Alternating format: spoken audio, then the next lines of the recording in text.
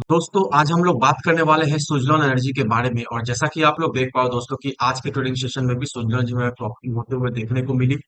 आज के trading session में सुजलॉन जी 1.72% तक हमें टूटता हुआ दिखाई दिया है। अगर पिछले 5 दिनों में परफॉर्मेंस को देखेंगे दोस्तों तो पिछले 5 दिनों में सुजलॉन जी का जो हाई रहा है वो हमें ऑलमोस्ट 34 रुपए का देखने को मिला है। तो पिछले 5 दिनों के अगर इसके हाई से अगर लोग कंपेयर करेंगे तो ऑलमोस्ट 10% के करीब पिछले 5 दिनों में ये स्टॉक हमें टूटता हुआ देखने को मिला है। अभी थोड़ा सा रिकवरी हमें सुजलॉन में होता हुआ देखने को मिल रहा है, लेकिन ऑन एन एवरेज पिछले 5 दिनों का इसका रिटर्न जो है वो अभी नेगेटिव में ही हमें देखने को मिल रहा है। अभी के समय में हमें ये देखने को मिल रहा है कि सुजलॉन जी प्रॉफिट बुकिंग होते हुए दिखाई दे रही है। और अगर आप इसके वॉल्यूम पर नजर डालोगे, एनएससी और बीएससी को मिलाकर जो आज के दिन का वॉल्यूम रहा है वो हमें 11 करोड़ का देखने को मिला है। कल के दिन का वॉल्यूम अगर कंपेयर करोगे दोस्तों तो 11 करोड़ का ही वॉल्यूम है। 100% का डिलीवरी, एक वीक का एवरेज वॉल्यूम 20 करोड़ का, 100% का डिलीवरी, और एक मंथ का एवरेज वॉल्यूम हमें 17 करोड़ का दिखाई दे रहा है 66% के डिलीवरी के साथ। लेकिन आज के दिन का डिलीवरी परसेंट यहाँ पर अपडेट नहीं है। लेकिन अगर आप एनएससी के वेबसाइट पर देखोगे तो एनएससी के वेबसाइट में जो इसका डिलीवरी परसेंट रहा है आज के दिन का वो हमें ऑलमोस्ट 70% का देखने को मिल रहा है। तो वॉल्यूम बोलिए या फिर डिलीवरी परसेंट बोलिए, सुजलॉन में अच्छा खासा वॉल्यूम हमें जनरेट होते हुए देखने को मिल रहा है अभी के समय में। As well as delivery percent भी अच्छा खासा हमें दिखाई दे रहा है सुजलॉन का। ऑलरेडी हम लोगों ने डिस्कस कर लिया था कि जो सुजलॉन में हमें गिरावट होते हुए देखने को मिल रही है, 30 रुपया का बहुत ही अच्छा एक सपोर्ट लेवल है सुजलॉन एनर्जी का। और 30 रुपया के लेवल पर सपोर्ट बनाने के बाद सुजलॉन में फिर से हमें रिवर्सल होते हुए देखने को मिलेगी। अभी ठीक हमें वैसा ही होते हुए देखने को मिला है।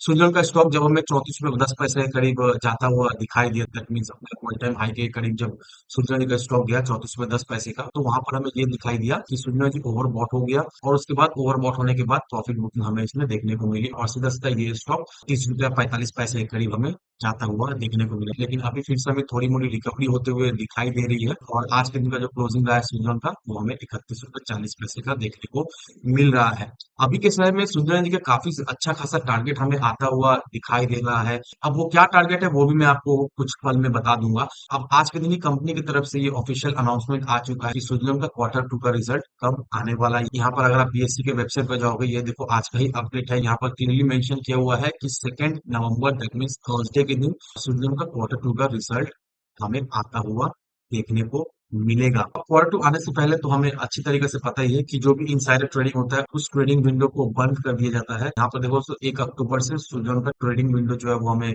बंद होता हुआ देखने को मिला है। 2 नवंबर को इसका Q2 का रिजल्ट आएगा, तो रिजल्ट आने के बाद इसका ट्रेडिंग विंडो खोल दिया जाएगा। दैट मीन्स 4 नवंबर को इसका ट्रेडिंग विंडो जो है वो खोल दिया जाएगा। अभी जो रिजल्ट जो 2 तारीख को पब्लिश होने वाला है, इसका जो समय जो तय किया गया है वो 5 बजे का समय तय किया गया है। दैट मीन्स थर्सडे के दिन मार्केट क्लोज होने के बाद इसका Q2 का रिजल्ट हमें देखने को मिलेगा। अभी जो Q2 का डेट जो अनाउंस हमें होता हुआ देखने को मिल रहा है, इससे हम लोग ये अज्यूम कर सकते हैं कि मोस्ट प्रोबेबली कल या फिर मंडे के ट्रेडिंग सेशन से सुजलॉन में फिर से हमें पॉजिटिविटी आते हुए देखने को मिलेगी। सुजलॉन का स्टॉक हमें 35-36 रुपए तक जाता हुआ देखने को मिल सकता है Q2 के आने से पहले। और जैसे ही इसका Q2 का रिजल्ट अनाउंस होता है उसके बाद से इसमें हमें एक जबरदस्त रैली मिलते हुए देखने को मिलेगी। और कम से कम ये स्टॉक का प्राइस जो है वो हमें 40 रुपए या फिर उसके पार जाता हुआ हमें देखने को मिलेगा। अगर आपको याद है दोस्तों, ऑलरेडी हम लोगों ने ये डिस्कस कर लिया है कि इस क्वार्टर दैट मीन्स Q2 का रिजल्ट सुजलॉन के लिए कैसा होने वाला है। नो डाउट दोस्तों इस क्वार्टर सुजलॉन जो है वो आउट परफॉर्म में करता हुआ दिखाई देगा। सुजलॉन का जो नेट प्रॉफिट है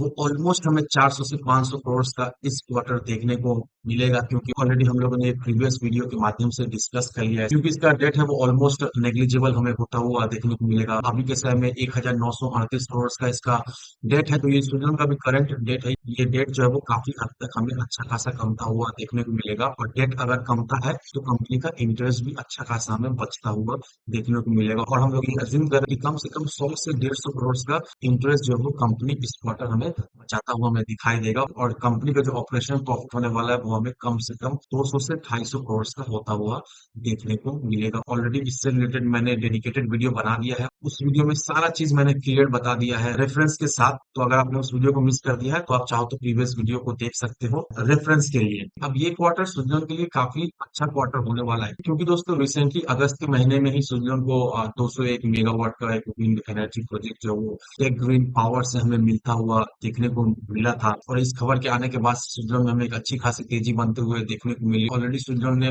बहुत अच्छा खासा ऑर्डर जो है वो सिक्योर कर लिया था, और ये जितना भी ऑर्डर्स कंपनी जो सिक्योर किया है इसके वजह से सुजलन के स्टॉक में हमें एक अच्छी खासी रैली दिखाई दी है, और कंपनी का जो मार्केट कैपिटलाइजेशन है वो हमें 42 लाख करोड़ के पार जाता हुआ देखने को मिला है। इसके साथ ही साथ स्टॉक जो है वो एक मल्टीपल रिटर्न अपने इन्वेस्टर्स को बनाकर दे दिया है। 6 महीनों में ऑलमोस्ट 290% का एक रिटर्न कंपनी ने अपने इन्वेस्टर्स को बनाकर दे दिया है, और ईयर टिल डेट ऑलमोस्ट 198% का रिटर्न कंपनी ने अपने इन्वेस्टर्स को बनाकर दे दिया है। यहाँ पर देखो 198% का रिटर्न कंपनी ने ईयर टिल डेट के बेसिस में बनाकर दे दिया है। 30 दिन का अगर रिटर्न के एवरेज को देखेंगे दोस्तों, 280% का रिटर्न बनाकर दिया है।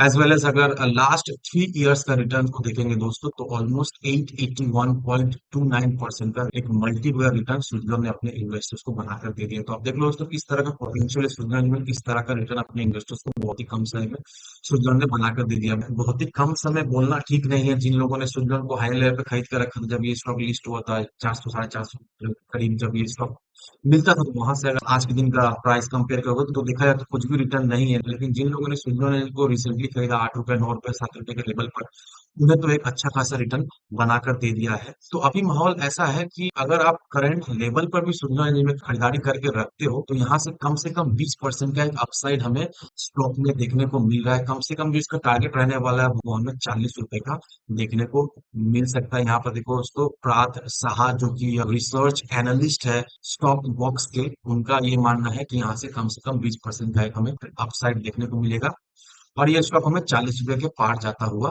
दिखाई देगा।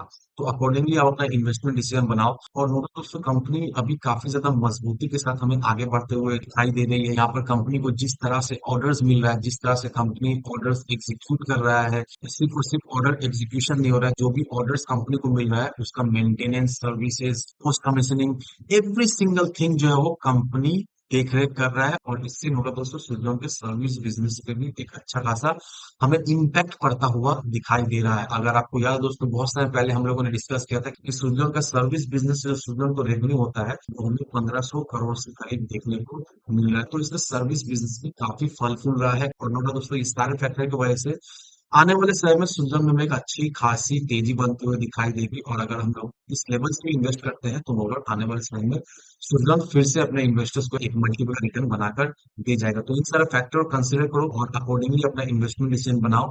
और एक चीज का ध्यान रखना दोस्तों कि ये वीडियो पूरी तरीके से एजुकेशनल पर्पस के लिए बनाई गई है। तो कोई भी इन्वेस्टमेंट डिसीजन लेने से पहले अपनी खुद की डिटेल रिसर्च कीजिए, या फिर अपने फाइनेंशियल एडवाइजर से एडवाइस लीजिए, उसके बाद ही अपना कोई इन्वेस्टमेंट डिसीजन बनाना। तो अगर आपको स्विट्जरलैंड से रिलेटेड या फिर किसी भी चीज से रिलेटेड कोई भी क्वेश्चन कोई भी क्वेरीज हो, कमेंट सेक्शन आप सभी लोग के लिए खुला पड़ा हुआ है, जरूर से कमेंट कीजिए। मैं आपको जल्द से रिप्लाई दूंगा। तो आज की वीडियो में बस इतना ही, मिलते हैं हम अगले वीडियो में। धन्यवाद दोस्तों।